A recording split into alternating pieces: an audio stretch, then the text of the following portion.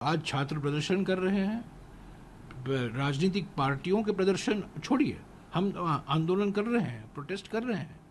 पर आज देखिए, धर्मेंद्र प्रधान जो शिक्षा मंत्री हैं, दिल्ली यूनिवर्सिटी गए और छात्रों ने उनको काले झंडे दिखाए और उनको योगासन करने नहीं दिया, क्योंकि नाराजगी बहुत है।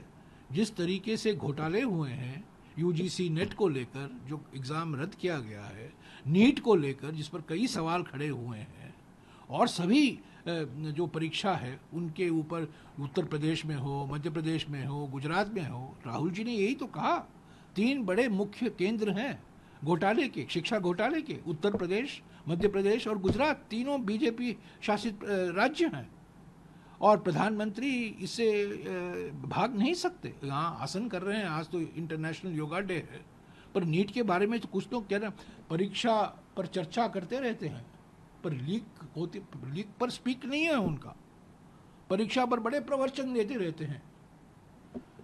तो ये 24 लाख छात्र, नीट 24 लाख छात्रों ने दिया है, उनका भविष्य का क्या होगा?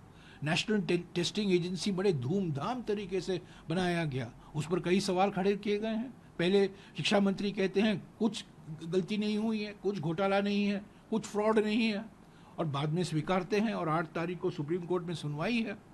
और एक और बात मैं कह दूं, 4 साल पहले प्रधानमंत्री ने बड़े धूमधाम तरीके से कहा, सारे केंद्र सरकार की संस्थाओं के रिक्रूटमेंट के लिए, रेलवे, बैंक या सेंट्रल गवर्नमेंट के जो ग्रुप सी, ग्रुप डी रोजगार होता है, उसके लिए हम एक नेशनल रिक्रूटमेंट एजेंसी स्थापित कर रहे हैं। 4 साल हो गए।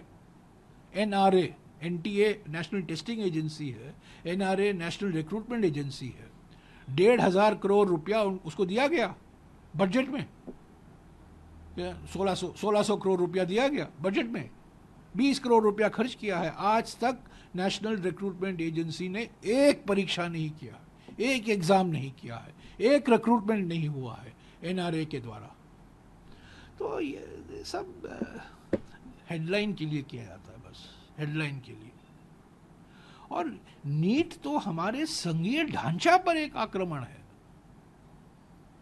ये जो संघीय ढांचा हमारे संविधान में है, और कई राज्यों ने, तमिलनाडु ने, गुजरात ने भी कहा, महाराष्ट्र ने पिछले 4-5 दिन पहले महाराष्ट्र ने कहा कि हम नीट के खिलाफ हैं, कर्नाटक में कई सवाल उठे हैं। इस पर समीक्षा होनी चाहिए। मैंने तो मांग की है कि संसदीय समिति पर, मैं संसदीय समिति का सदस्य था 2014 और 2019 में, नीट की बात हुई, एक आम तौर से एक आम सहमति बनी, पर अभी उस पर पुनर्विचार होना ज़रूरी है। जिस तरीके से नीट चलाया गया है, जिस तरीके से लाखों युवकों के भविष्य से खिलवाड़ हुआ है, उस पर संसद पर एक बहस होनी चाहिए।